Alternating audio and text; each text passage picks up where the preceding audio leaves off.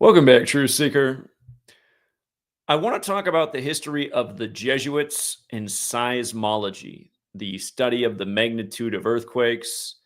Again, without the Jesuits, it might be something that doesn't even exist. And as we talked about just days ago, there was the massive earthquake in Myanmar that was felt in Thailand and even collapsed a tower there. And we talked about how it was strange that that tower was nearly 1,000 miles from the epicenter of the earthquake. Uh, Again, that's like an earthquake being in Los Angeles and knocking down a tower in Denver. Just about. Pretty much unheard of. But yeah, again, that earthquake this weekend, they said it was a 7.7 that happened at the 770th minute of the day, shortly after the anniversary of the 77th anniversary of Myanmar's independence from Britain. And again, George Orwell, he wrote his book Burmese Days from his time in the British military and being stationed in Burma, and how he saw how cruel colonialism was. And as we also talked about, the gematria value of Orwell is 77, which is interesting.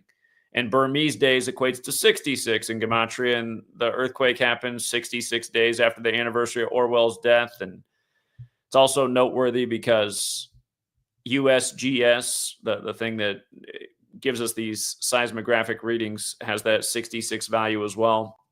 But recall, before it was a 7.7, they reported it was a 7.2.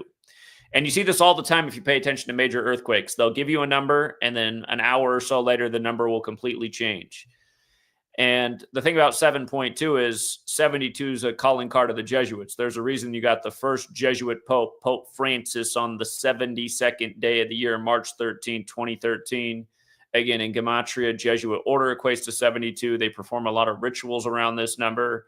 Their chief puppet on the world stage is the president of the United States right now. President Trump equals 72. Of course, he went to Fordham, the Jesuit University in New York. President Biden equals 72, also Jesuit educated. Again, 72 is not an arbitrary number to the Jesuits. So when they falsely report the magnitude is 7.2 before they change it to the symbolic 7.7 at the 770th minute of the day, again, right after the 77th anniversary of their independence, you see the numerology game that is taking place. And as we'll get to, and as I've explained a million times before, the Jesuits in the 16th century synced up the Gregorian calendar, which came from the Jesuit priest Christopher Clavius, with the language, which was standardized. And when I say the language, I'm talking about the English language taught worldwide, which was standardized with 26 letters at the same point by the same people. And if you look into history, you'll see that Christopher Clavius, in a sense, is the father of seismology, the same guy who gave us the calendar. And we've talked about this many a times. These perfectly coordinated earthquakes synced up with the Pope, synced up with the Superior General. This isn't the first time we've talked about this, that are just so in tune with the calendar. So who knew that seismology goes back to the same guy who gave you the calendar? And for the person who left the smarmy comment in my comment section about, oh, I'm sure Jesuits have a lot to do with earthquakes. Again, think again, because they do. So this article is from the Seismological Society of America. It's not some conspiracy theorist website. The Jesuit Contribution to Seismology. We're going to read the whole thing. Introduction. The contribution to seismology of the Society of Jesus, that's the Jesuits, as an institution through its colleges and universities and its members as individual scientists forms an important chapter in the history of this science. This is especially so in the early years of its development. Several papers have described in part the work of Jesuits in seismology. Sanchez Navarro Newman, Heck, who limits himself to American Jesuits, and the interesting but short summaries of Linehan. No recent or comprehensive work, however, exists on the topic. Recently, moreover, many Jesuit seismographic stations have been closed, and the number of Jesuits actually working in seismology has been greatly reduced. And remember, the Jesuit network across the world has been greatly reduced, and that's in large part thanks to the technology they run. You want to look who's behind all these big tech companies, you're going to find Jesuits. Again, with computers and AI and everything, you don't need people as much anywhere. Recently, moreover, many Jesuit seismographic stations have been closed, and the number of Jesuits actually working in seismology has been greatly reduced. To a certain extent, apart from a very few academic departments and research institutes associated with Jesuit universities, it can be said that this is a chapter which is coming to a close. The interest of Jesuits has moved in other directions, and it is not likely that seismology will become again an important aspect of the work of individual Jesuits as it was in the past. For this reason, we feel that it will be of interest to present an overall picture of the extent of the Jesuit involvement in seismology. It may be intriguing to some that a religious order dedicated so much effort to a science like seismology. Again, these people have dedicated themselves to playing God, is what they've done. And that's why the first act of weather warfare is also admitted to on their birthday on August 15th. As we know, these people are performing biblical rituals. From the very early years of its foundation in the 16th century by Ignatius of Loyola, the Society of Jesus dedicated itself primarily to educational work through its many colleges and universities. From the beginning of these institutions, science was an important subject in the curriculum. A key figure in this development was Christopher Clavius. Again, that's who gave us the calendar. Professor of mathematics in the Collegio Romano. Clavius was instrumental in incorporating a serious program of mathematics, astronomy, and natural sciences, not only in his own college, but also in all Jesuit colleges and universities. Secondly, in the 17th and 18th centuries, a number of astronomical observations were established in these institutions, and a number of these meteorological observations also were made. Finally, in a particularly notable page of this history, Jesuits were appointed directors of the Astronomical Observatory in Beijing, China. This tradition forms the background of modern Jesuit scientific work. Since the middle of the 19th century, and keep in mind, China borders Burma. Since the middle of the 19th century, and Burma is the old name for Myanmar, as many as 40 geophysical observatories were created by Jesuits around the world, and in many of these seismological stations were installed. As a science, seismology is relatively young. Davison dates its beginning to 1750 with the Lisbon earthquake and the work of John Mitchell. Although pendulums were used to detect the ground motion due to earthquakes at the beginning of the 19th century, the earliest seismographs were those developed in Italy by Luigi Palmieri. Of course, the Jesuits served the Roman Catholic Church in Italy in 1855, and by Timoteo Bertelli in 1872. Seismographs with continuous recordings were developed in Japan from 1881 to 1882 by John Milne and Thomas Gray. One of the first studies of earthquakes is that of Robert Mallet, who investigated the Naples earthquake of 1857. The first record of a long-distance earthquake is a fortuitous recording of an earthquake in Japan by pendulum setup and postum 1889 by E.A. von Ruben Paschwitz. From these dates and events, seismology began to develop not only as a study of the nature of earthquakes, but also through the analysis of the seismic waves as a method to investigate the structure of the interior of the earth. A series of circumstances and interests involved Jesuits in the development of this new science from its inception. This interest certainly was consonant with the tradition of Jesuits in science dating from the 16th century, which developed, as has been mentioned, out of their work in colleges and universities. The character of seismology as a public service to mitigate the destructive effects of earthquakes was another influential factor, especially in undeveloped countries. Jesuits were in many instances the first to install seismographic stations and to carry out seismicity and seismic risk studies. Two trends and don't you love how they always do that? We're doing it in the interest of protecting the poor people. Look at where all these crazy earthquakes happen. They have it happen in the most impoverished places in the world, purposefully wiping out the third world. And again, the Jesuits are also outspoken about population control. Two trends may be distinguished in this involvement of Jesuits in seismology. In the United States, emphasis was on the cooperation of Jesuit institutions in the establishment of seismographic stations, organized first as the Jesuit Seismological Service and subsequently as the Jesuit Seismological Association. In other countries, especially in mission lands, the movement developed out of the activity of individual institutions in establishing seismic observatories, usually as a complement to the recording of other geophysical data. Next section, Jesuit seismographic stations. Table 1 presents a list of 38. Remember, earthquake equals 163 to the 38th prime. 38 seismographic stations installed and maintained by Jesuits. And remember, 38 is the number of death and destruction.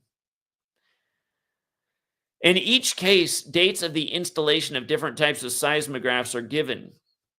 The distribution by continents is as follows. Europe, 6. Asia, 4. 4 is the number of death and destruction. A lot of the biggest earthquakes and tsunamis that you can think of off the top of your head are all going to be in Asia. Africa, 2, Australia, 1, North America, 18, and South America, 7. Most of these stations were founded between 1920 and many ceased operation in the 60s and 70s. At present, there are only 8 functioning regularly.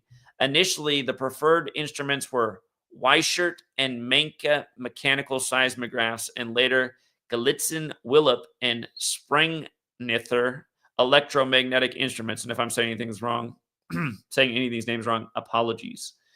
In 1962, 10 Jesuit stations became part of the 125-station global worldwide standard seismographic network.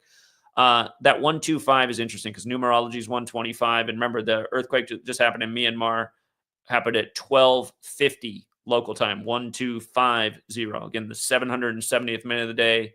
Again, at 7.7 after the 77th anniversary of their independence. Worldwide standard seismographic network supported by the U.S. government. Of these, 2, one in Colombia and the other in Bolivia, were later upgraded to become seismological research observatories and high-gain long-period adapted seismological research observatory stations, respectively. The first seismographic station installed by Jesuits was about 1868 in the Observatory of Manila. This consisted of 2 pendulums, one vertical, the other horizontal, and were what we would call today seismoscopes. They were designed by Juan Ricart, professor of sciences at the Manila Jesuit College. Remember, that's where the current superior general went to school. He's from Venezuela, but that's where he went to school. They functioned intermittently until 1877, when regular continuous recording instruments were installed. After the Manila earthquakes of 1880, which were recorded on the old seismographs and studied by Federico Fara, the station was better equipped with Cecchi, Bertelli, and Rossi seismographs made in Italy. Additional stations were installed at other points of the Philippines, namely at Baguio, Ambalog, Butuan, I'm sure I'm mutilating these names, Tagaytay, and the island of Guam. Unfortunately, all seismographic records were lost in the destruction of the observatory during World War II. The continuous catalog of Philippine earthquakes, however, was salvaged and was published shortly after the war by Rapetti in 1946. After that war, new seismographs were installed in Manila, Baguio, and Davao.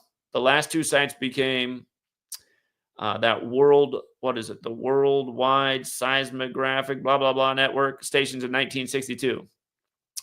The first seismograph installed by Jesuits in Europe was a seismoscope made by Giovanni Egidi and installed in the Meteorological Observatory in Tuscolano, Frascati, Italy, founded in 1868. An important station was installed in 1902 in Granada, the most seismically active region in Spain. Due to a lack of funds, most seismographs were made patiently under the direction of Manuel Sanchez Navarro Newman. By the way, it was years ago. It was in the early days of this research. I remember there was a massive earthquake in Italy at the 369th minute of the day, and at the time it just reminded me of the whole Tesla thing. Of course, Elon Musk with the Tesla brand as a Jesuit puppet. Yesterday was more evidence of that, as we covered. But anyway, who reproduced with some improvements the Omori, Weichert, and Galitzin seismographs. In Ireland, William J. O'Leary installed the first seismograph, also of local design, at Mungrick College in 1908. In 1960, it was moved to Rathfarnham Castle, where it was in operation until 1961. This was an inverted pendulum suspended by steel wires with a mass of 600 kilograms, recording on smoke paper on 2 drums. In the Ebro observatories in Spain, a seismological station had functioned continuously from 1904 to the present. At Stonyhurst, England, the station operated from 1908 to 1947. A seismographic station was also established by Jesuits on the island of Jersey, operating from 36 to 79. Very early in 1899, Jesuits installed a seismographic station in Madagascar using instruments of Italian design. In 1927, a three-component Menke seismograph was installed. This station operated under Jesuit supervision until 1967, and many have been one of the earliest seismographic stations in Africa. In 1904, Jesuits installed an Omori seismograph donated by the Japanese government in the observatory of Zikaway. This may have been the first such station in China. Updated with Weichert and Galitzin-Willip instruments in 1909 and 1932, respectively, Zikaway continued as a first-class station up to the time of the Jesuits were expelled from China in 1949. In Sara, Lebanon, seismographs were installed in 1910. This was an important station due to lack of stations in the Middle East. It operated uninterruptedly until 1979 with Weichert instruments. In Australia, the Jesuit seismographic station of Riverview was initiated in 1909 with Weichert instruments. In 1962, it became a WWSSN station and operated until 85. For many years, this was the best known and best equipped station in Australia. At the Second General Assembly of the International Seismological Association, Manchester, 1911, a resolution was passed recommending that the Jesuits instill a seismic station in the central part of South America. In response to this recommendation, a seismological station was installed in 1913 at La Paz, Bolivia, with the name of the Observatory de Calixto by Pierre M. Descartes, with instruments of local design.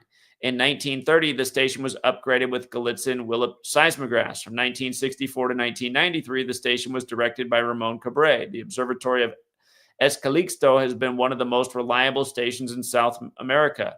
The first seismograph in Colombia was installed by Jesuits in 1923 in Bogotá. In 1941, the Instituto Geofísico de los Andes Colombianos was founded by Jesus y Ramirez. This soon became one of the best seismological research institutions in South America. In 1962, the stations of La Paz and Bogotá became WWSSN stations. Later, La Paz became an HGLP ASRO station in 72, and Bogotá became an SRO station in 73. This upgrade is a clear recognition of the work done by Jesuits in these two stations. Other Jesuit seismographic stations in Cuba, that's where Castro, Jesuit educated, the big threat to America, and the ongoing fear, needless war puppet show. Other Jesuit seismographic stations in Cuba and Chile functioned only a few years. In 1940, a seismographic station was installed in St. George's College, Kingston, Jamaica, dependent on Weston Observatory. In Montreal, Canada, a seismographic station was installed in 1952. The Montreal station was a modern station with WWSSN type instruments. It was the last new station installed under direct Jesuit auspices. Maurice Buist was its director for 31 years until the retirement in 1983. In Ethiopia, Haile Selassie invited the Jesuits. Interesting. I got to look into the history because he died by the numbers. Invited the Jesuits to undertake the administration of the National University of Addis Ababa. Although not a Jesuit station in the strict sense, the Associated Geophysical Observatory of Addis Ababa was directed by the Canadian Jesuit Pierre Gouin from 1957 to 78. In 62, a WWSSN seismographic station was installed. The Jesuit Seismological Association. The history of the work of Jesuits in seismology in the United States is linked to the Jesuit Seismological Association. The first Jesuit to install a seismograph in the U.S. was Frederick L. Odenbach in 1900 at John Carroll University, Cleveland, Ohio, with 2 seismoscopes of his own design. In 1908, Odenbach conceived the notion that the system of Jesuit colleges and universities distributed throughout the United States offered an opportunity to establish a network of similar seismographic stations. In 1906, the International Seismological Center had been established in Strasbourg, France, where data were centrally reported and epicenters determined. Odenbach envisioned a network of Jesuit stations that can contribute significant data to this international enterprise. Odenbach sold the presidents of the colleges and universities and American Jesuit provincial superiors on the idea. In 1909, 16, remember the Jesuits since the 16th century, 16 identical horizontal Weishart seismographs of 80 kilogram mass were purchased in Germany and were distributed to 15 colleges in the United States and one in Canada. Don't forget the Jesuit Adam Weishaupt founded the Illuminati in Germany. A typical station was that of Georgetown. These stations formed the Jesuit Seismological Service. Individual stations were to process their own seismograms and send the readings to the central station in Cleveland. The data would then be collated and forwarded to the International Seismological Center in Strasbourg. These stations, in effect, constituted the first seismological network of continental scale with uniform instrumentation. Many of the first stations, for a variety of reasons, floundered early, and the cooperative effort was never fully established. In 1925, James B.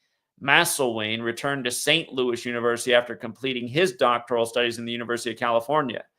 One of Masselwain's early efforts was to revitalize the Jesuit seismographic network. The impetus to this came not only from his own interest, but also from the urging of scientists of the National Research Council and the Carnegie Institution in Washington, and with the further encouragement of Sanchez Navarro Newman of the Spanish Observatory at Cartuja.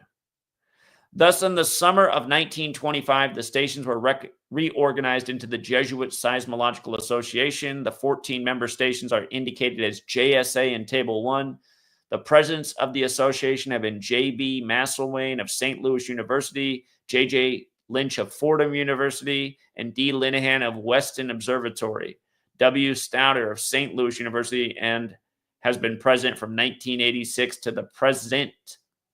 St. Louis University became the central station in 1925.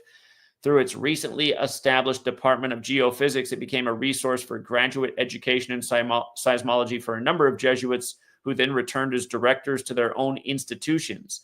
The central station assumed as well the responsibility on behalf of the JSA of collecting data from member stations and from other stations around the world and of locating earthquake epicenters and publishing these to the worldwide seismological community. The central station continued this service until the early 1960s, when with advent of computer determination of epicenters, it was discontinued as an unnecessary duplication of the determinations by the U.S. Coast and Geodetic Survey in the United States and by other international agencies. Again, there's the piece right there about how computers have minimized the need for as many stations. Most of the JSA seismographic stations continued in regular operations until relatively recent time. Florissant, St. Louis, Weston, Georgetown, and Spring Hill became WWSSN stations in 1962. At present, only St. Louis and Weston continue as seismological research institutes. Both conduct active research programs and operate regional networks and are members of IRIS, the Incorporated Research Institutes of Seismology. St. Louis has installed a broadband station of the IRIS system at Cathedral Cave, Missouri, and is deploying other similar broadband stations in the Midwest. Jesuit seismologists. Let me see. We're getting near the end here for all you guys who don't like reading. From 1868, the approximate date of the installation of the first seismograph by the Jesuits in Manila to the present, many members of this religious order have dedicated their time and efforts to seismology. In this short article, it is hardly possible to do more than mention even the most important of them. However, a few words must be said about those that occupy an important place in the history of seismology. We will mention only the work of past Jesuits, although at present there are still Jesuits actively working in seismology, e.g. L. Drake, presently at La Paz, P. Guin at Montreal, W. Stouter in St. Louis, S. Sue in Manila, R. Van Hissenhoven in Bogota, and A. Udias in Madrid. The first Jesuit to be mentioned is Federico Fora, who published a study about the destructive Manila earthquakes of 1880.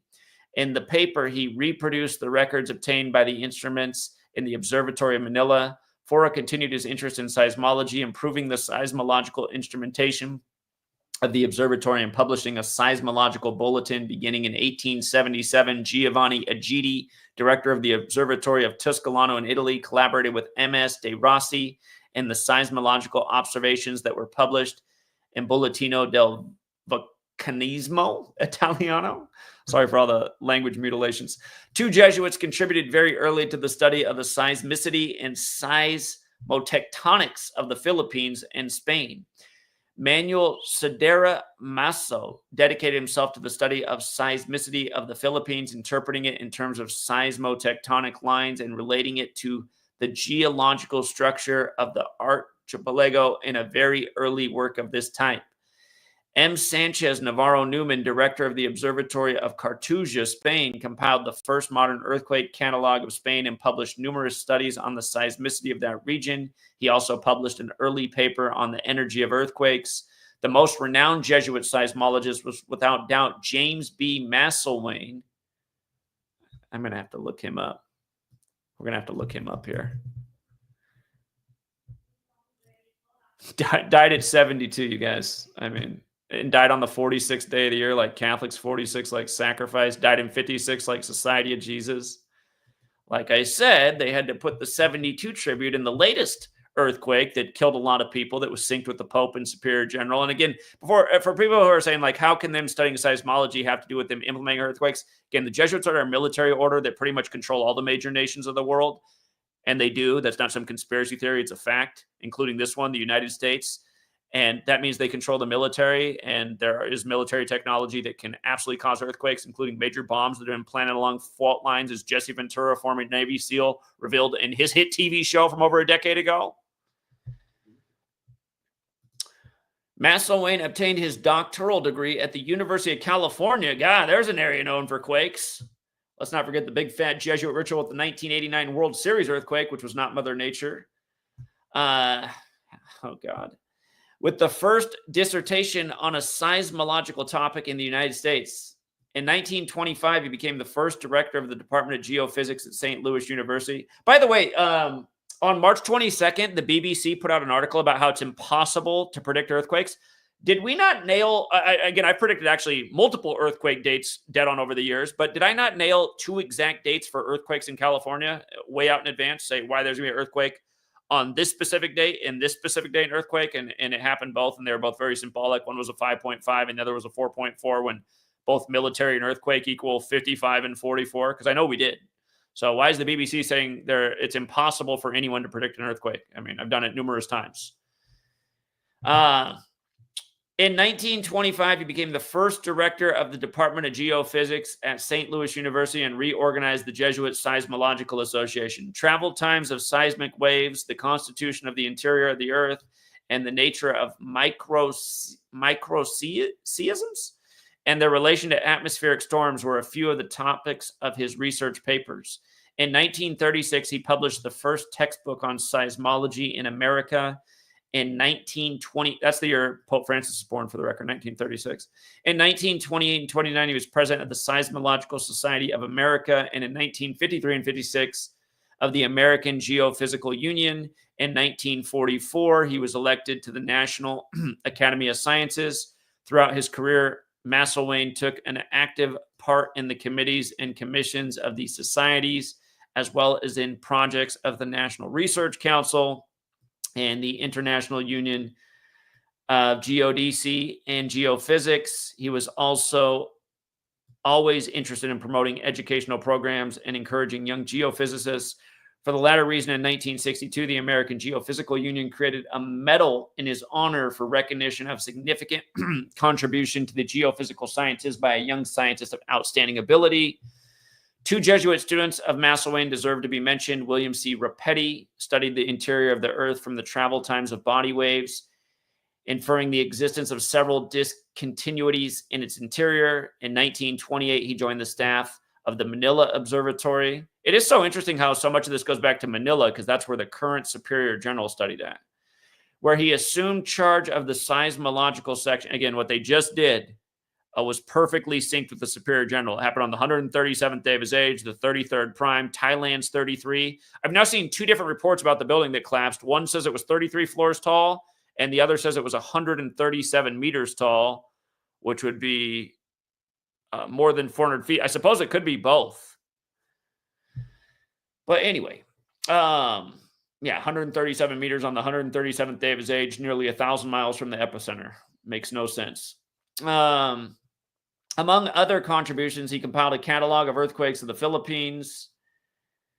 In 1941, he founded in Bogota the Instituto Geofísico de los Colombianos, where he conducted and published a large number of studies of Colombian seismicity. He was a leading figure in the seismicity of South America. Remember, the first Jesuit popes from South America and superior generals from Venezuela. J. Joseph Lynch became director of the seismographic station of Fordham University, that's in New York, in 1920. This was the beginning of a long career as a seismologist that led to a variety of seismological studies, among them a field study of the Dominican Republic earthquake of 46. That's the year Trump was born, Fordham student. He has left us a lively account of his involvement in seismology over a period of 50 years. Daniel Linehan was professor of geophysics and director of Weston Observatory for 32 years, 32 sun rays on the Jesuit Order's logo. Never forget when the Dodgers broke the 32-year drought versus the Rays. A prolific writer in many aspects of seismology, he dedicated himself especially to seismic exploration. In 1950, he carried out, accompanied by Lynch, a shallow seismic exploration survey under St. Peter's Basilica in Rome for archaeological purposes. He participated in 3 expeditions to the Antarctic, one of the Arctic, and several UNESCO seismological missions in Africa, Asia, and South America. 2 other Jesuits participated in separate expeditions to the Antarctic during the International Geophysical Year. Edward Bradley of Xavier University, Cincinnati, and Henry Birkenhauer of John Carroll University in Cleveland. Of European Jesuit seismologist Richard E. Ingram, director of Rathfarnham Castle, Ireland, merits mention of his theoretical papers. Among the different topics in seismology, the study of microseisms attracted the special interest of Jesuit seismologists. We have already mentioned the work of McIlwain and Ramirez with the first paper in 1935.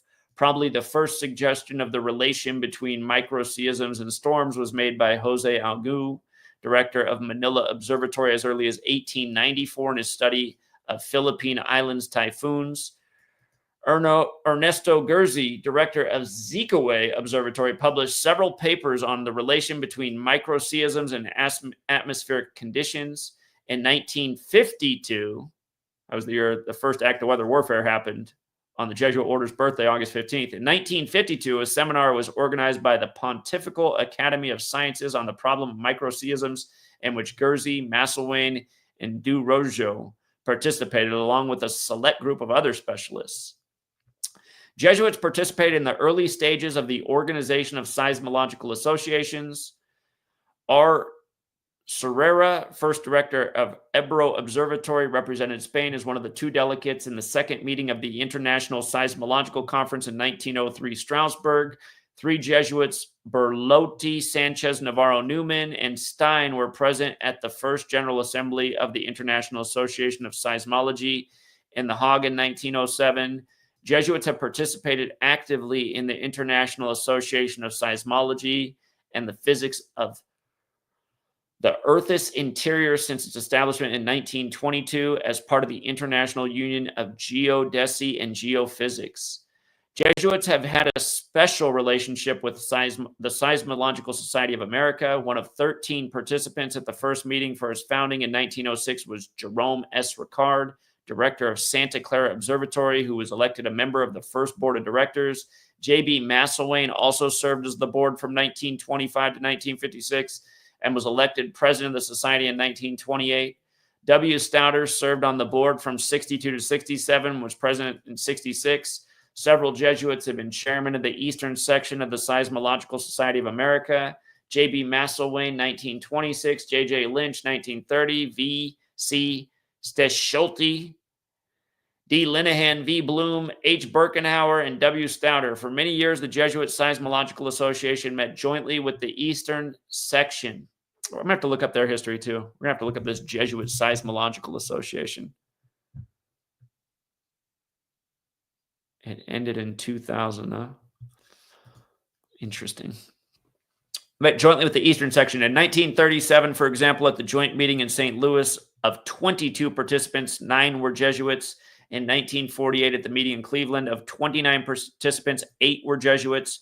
And in 1961, at the joint meeting in Cincinnati, of more than 80 participants, 9 were Jesuits. As we have seen, Jesuits contributed to organizational, experimental, and theoretical aspects of seismology. Their principal contribution has been providing seismological data for research into the constitution of the earth and the processes of generation of earthquakes. To accomplish this more effectively, Jesuit stations regularly endeavored to update the quality of their instruments. This was particularly of significance in the early times between 1910 and 1960, when the number and quality of seismological stations worldwide was rather limited. Jesuit stations in South America, Africa, and Asia were particularly important in those early times. In some instances, they were only reliable stations in a region for many years. Establishment of modern national seismological networks and research institutions had made their work no longer necessary and explained the closing of many Jesuit stations. Something else I'd like you to think about is when they started to shut down their stations, it was after decades of nuclear, hydrogen, and atomic bomb research, detonating these bombs way up in the air for military research purposes, and also underneath ground and very likely along fault lines. Do you think they might have come to hard conclusions about what can be achieved and what magnitude bomb is needed to trigger X and X? And I'd say that's very likely what happened. The work had been done, the research had been done, the calculations have been made. Now they know the formula. The reporting of data has been a service of Jesuit observatories. Although many of the stations have been closed, those still active keep up this tradition. More and more, though, the contributions of Jesuits to this now very modern and developed science are through the research centers, principally St. Louis University, Weston Observatory, Instituto Geofísico, Observatorio de Calixto, and Manila Observatory. There are also contributions by individual Jesuits associated with Jesuit stations or working in or with other institutions or associations. They have continued to play an important part in the development of the theory of plate tectonics, in the study of the deep constitution of Earth and the mechanism of earthquakes, and in the earthquake hazard reduction program of their various national efforts and cooperative international initiatives. They do indeed stand even today in the tradition of the early Jesuit pioneers. In order to preserve a recognition of the contribution of Jesuits to the science, in 1989, the Jesuit Seismological Association approached the Eastern section of the Seismological Society of America with an offer to fund the establishment of an award to honor an individual who has contributed notably to observational seismology. The Eastern section accepted the proposal in 91. Remember, the Society of Jesus equals 91. The award is now conferred annually and bears with it a plaque and small monetary prize. So isn't it funny how we look up who they say is the most notable Jesuit when it comes to seismology, and he just happened to have died at 72? And a lot of what we're saying about the long history of Jesuits in 72 and how they had to first report it was a 7.2 magnitude. In case you missed the stream on the earthquake, let me just quickly rerun over it. Again, it ended up being a 7.7, but the news broke as a 7.2. And it came 97 days before the leader of the nation's birthday, which is the 25th prime. And we've seen this pattern over and over in 2025. 97 leadership and tragedies happening in the locations where they are leaders, such as the LA fire, 97 days from the mayor's birthday that got the year cooking. Again, death equals 97 and 25. They're reporting at least 10,000 people dead in Myanmar. Again, the internet and phones are turned off over there, so nobody can communicate with the world. Again, just the overlap with quake in Burma and earthquake. And by the way, from the anniversary of the military overthrowing the government in Burma to this earthquake was 55 days. 55 days after the February 1st anniversary. Military equals 55 like earthquake. From the anniversary of the military overthrowing Burma, aka Myanmar, to the earthquake, 55 days. Again, from the Jesuits' anniversary being recognized by the Roman Catholic Church to this destructive act on March 28th, exactly 26 weeks, like Quake's 26, like Mandalay, which got wrecked, is 26. Again, it happened 101 days after the Pope's birthday, the 26th prime. Again, 770th minute of the day, 7.7 magnitude quake, shortly after the 77th anniversary of independence from the UK, where they had that massive bombing back in 2005 on 7/7. And it was also 83 days after the anniversary when murder equals 83. A lot of people are dead. You know, people think it's Mother Nature when it looks more like it's the psychopaths, the Jesuit cabal. The fault line that quaked was the Sagang Fault, 61. Bangkok lost a tower, 61. This happened on a date that can be written 28/3, like 283, the 61st prime, a number that's related to God through sacred geometry, which is where Gematria gets its name. Again, this goes down as an act of God, but really it looks like it was people playing God. This happened on 76 date numerology, while the Superior General is 76. The tower that collapsed, the name of that tower is 76. Again, it was the 137th day of the Superior General's age. Some sources said that tower was 137 meters tall. Others said it was 33 floors tall. 137th to 33rd prime, like Thailand. Again, where this happened and where that tower collapsed are 863 miles apart. Again, the initial report, 7.2. Jesuit Order 72. Most notable Jesuit seismologist scientist dead at 72.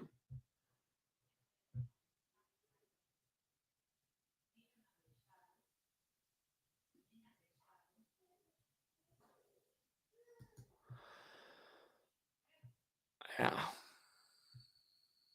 A 7.7 at 12:50 p.m. local. That is the 770th minute of the day. And then again, just George Orwell, who wrote about how cruel the UK was to the Burmese people. Again, from his death anniversary to this tragedy, 66 days. Burmese Days, his book about it, 66, like USGS. His birth name, Eric Arthur Blair, 163. Just like Earthquake, which again is the 38th prime. We just read about the 38 Jesuit stations at its peak, the 38 Jesuit seismological stations. Tectonic weapon. Things that, again, if you read about this, it's been theorized, but they say there's no proof it exists. And then that's all it takes for the sheeple to go, oh, see, I just read there's no proof it exists, but it's been theorized. Okay. You know, your government has a massive black budget, which means they don't reveal a lot of things.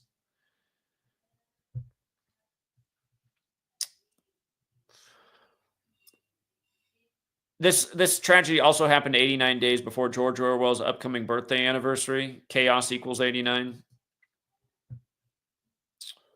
And again, just the weird thing in my own life is Sweet Lady's from Burma, and she has the same birthday as George Orwell. I was always a big George Orwell fan. I love Animal Farm. I like 1984 as well. It's funny, I didn't even realize he had a book, Burmese Days, until I met Sweet Lady. I thought, how weird is that?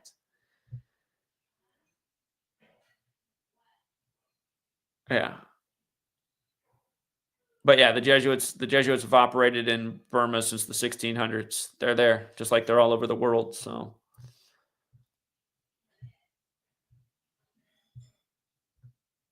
yeah, so for the person who left the comment like, oh yeah, I'm sure the Jesuits have something to do with earthquakes in a smarmy way. Yeah, they have a lot to do with it. Just like they have a lot to do with military and pretty much all technology in the world. We're talking about the most scientifically advanced order established worldwide that is a military order with its mindset on world domination. That's what we're talking about. It's how all the facts perfectly align. And then you add on what I expose, about this code. And again, Orwell equals 77. He wrote about the cruelty of the Burmese people. You talk about a cruel thing to do. Set off a major bomb or whatever kind of weapon it is. Wipe out estimates of at least 10,000 people. Again, the population's down in Burma by over 1 million since the war broke out by the Jesuit Code, which we also call. I didn't call it the war was going to begin in Burma, but they deleted my.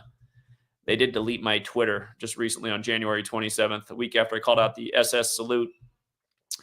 But again, if you could read my first post from January 1st, 2021, I said, get ready for the big war, the big Jesuit war ritual coming in a 21 special. And of course, Burma's military overthrew its government on 2/1. And again, that government was also set up on the anniversary of the Jesuits being recognized by the Roman Catholic Church, September 27th. But Jesuit is 21, war is 21, army's 21. The Burmese army overthrows the military or the government on 2/1 in 2021. And now we get an earthquake, 55. February 1st is the 32nd day of the year, so 55 days later would be the 87th, like the earthquake just happened on. Earthquake, 55 in that same cipher. You see how earthquake's 44? Actually, look at earthquake and military. They're the same in 3 out of the 4 ciphers. But yeah, the 2 dates that we nailed dead on for expecting earthquakes in California, it was a 5.5 and then a 4.4. And they were both synced with The Rock and his movie San Andreas. And the second earthquake was, the first one was 96 days from his birthday, which was the 5.5 in Bakersfield. And then the second one was the first day of Scorpio, since he's the Scorpion King. And that was the 4.4. And remember, you guys, California's going to be 174 years old until September 9th. I do think there's going to be a really big earthquake in California before September 9th comes. So sadly, that's the way these psychopaths work.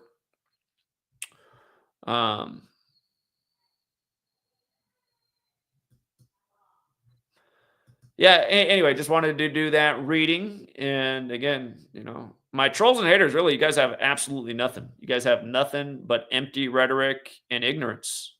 And it's a damn shame that more people aren't helping get out this knowledge because, again, you look at the stuff I put out every day, it's just, it really is 1,000,000% on point. We've clearly cracked who's running the world, the code they work by, the same repetitive patterns.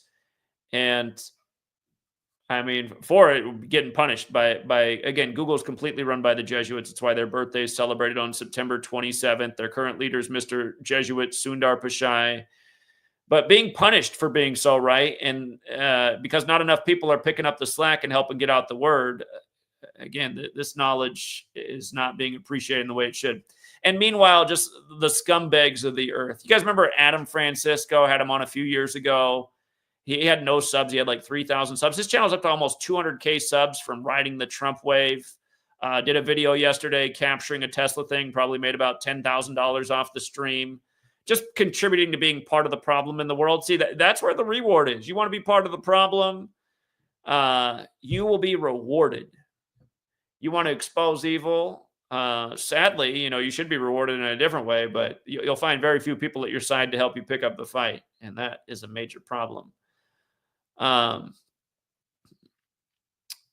You said EVs are also a dangerous satanic conspiracy. Yeah, don't forget just the automobile period. People said was a satanic thing from the beginning. A lot of people referred to cars as devil mobiles because of how loud and noisy and dangerous they were.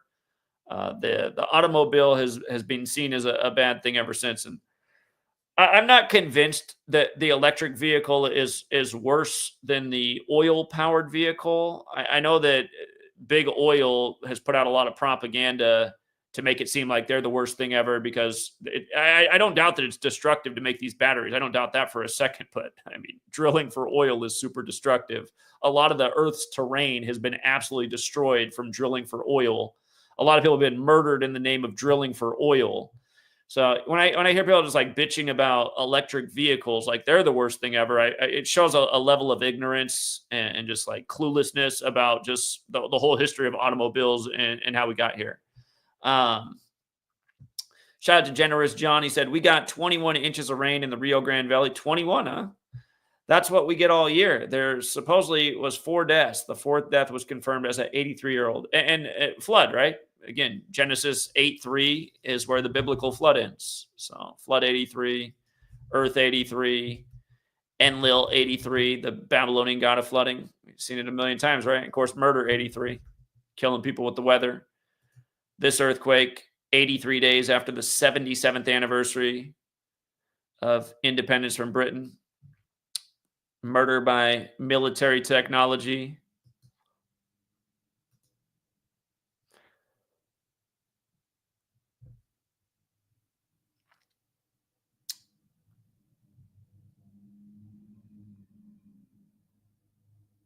yeah. So anyway, we will leave it there for now.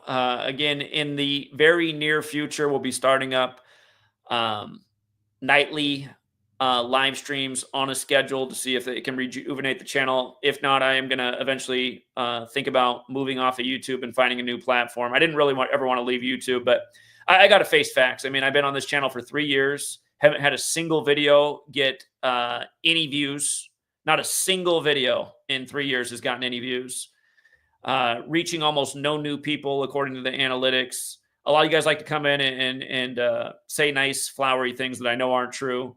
I know what this channel did when it reached new people. It sold a lot of ebooks. Right now, I average 2 ebook sales per month. That shows that you're not reaching anybody. And it's been this way for 3 years. So, sell about 1 piece of merch, literally about 1 piece every 3 months, about 2 ebooks a month. I might as well just shut down the store because it costs a good amount of money to run. It's a major net loss every month. So yeah, it's been dead for 3 years. Got to face facts. But I was reading about how YouTube has changed their platform, that subscribers don't even really matter anyway. They're not feeding videos to subscribers, because the thing is, if you have a subscriber and they watch 10 other channels, that's the way it works now. Like you won't get notifications for channels you're subscribed to unless you actually watch them. And it goes to show that like my average subscriber doesn't watch that many of my videos. They watch the other channels, so the algorithm pushes more new stuff than actual from their subscribers. And then also, if they don't watch very much of a certain channel, then they won't really even get any notifications from them ever, even if they're subscribed. So, but yeah, again, the frustration for me is I have tried out other platforms and I feel like I'm just a shadow banned there. Again, my first ever video on TikTok got several 100,000 views, and then I could never get any views after that. It was a one and done type of thing. And funny enough, I can't remember the login for my TikTok. It's been years. I mean, what was that? 2020, 2021 that I did that video. It was a long time ago. BitChute cut me off probably 5 years ago, that I can't get any views on there. I got decent views on BitChute in the early days, but then all of a sudden it was like every video would get between 100 to 200 views. I just couldn't get out. I was like, okay, how did I go from thousands of views? Now I can only get 100 to 200 views. So it really does feel like every platform. I've never been able to get a single view on Rumble. Well, I shouldn't say a single. I mean, I've never been able to get like more than 20 views on a video on Rumble. That's worthless. So yeah, it's challenging. Might have to completely rebrand, but we are going to go back to the consistent live streams. I said I was going to do it Tuesday and Thursday. I might also do it Tuesday, Thursday, and Sunday. I'm going to start off with Tuesday and Thursday. If I can get in the Sunday night as well, I'll do that. But yeah, it's annoying. It's annoying. It's annoying, like watching people's just channels grow massively and getting great views and building resources, and all they're doing is contributing to the problems of the world. Like I just said, that Art Francisco guy, he became a trumpet, guy, and has been rewarded. Meanwhile, dropping the dopest information, the most undeniable stuff there ever is. I mean, here, make a point. He made a ton of money yesterday on his video over the Tesla takedown protests, which brought absolutely nothing to the world other than division and stupidity. This video right here. I mean, this video based on this post we put out, this should have a gazillion views. I should be able to set up a new GematriaEffectNews studio in another city. That's the way the brand should be growing. That this is the most viral shit in the world. There's so much ad revenue coming in. There's so many ebook sales that we got another fully staffed GematriaEffectNews city in another city. But that's not happening. And again, all I got to say is shame on humanity. Shame on humanity to look at this every day. This same education every day about the same shit going on. And, just nothing but crickets from the people. And just all the just like whiny, bitchy people that leave comments. I used to watch your videos, but they're too negative for me. Okay. I don't need any more beta male energy. I don't need any more of the beta male energy. You're not supporting this work. You're a negative human being. This is the only positive thing going on the internet. This is the only positive thing going on the internet. The only thing actually exposing the evil structure that's holding humanity down is going on this channel. Some people might find that to be arrogant, but seriously, what? Who else is exposing it? Well, he did a great video on... No, I'm sorry. This is what people need to know. The Jesuits and how they work every day with all their little puppets, from Trump to Musk to the rest of them, every day.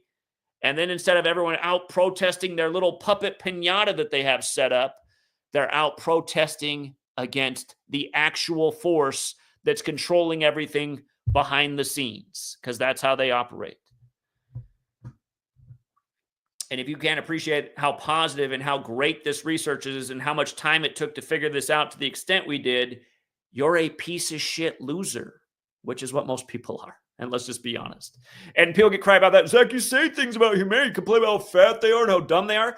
This is a truth channel. Are people not obese and dumb? Like almost everywhere you look? Of course they are. I do realize, though, it does make it hard, because when I go outside, I'm like, God, no wonder so many people don't watch, man. I'm like talking about humanity. They turn on the channel like, holy shit, he's talking about me.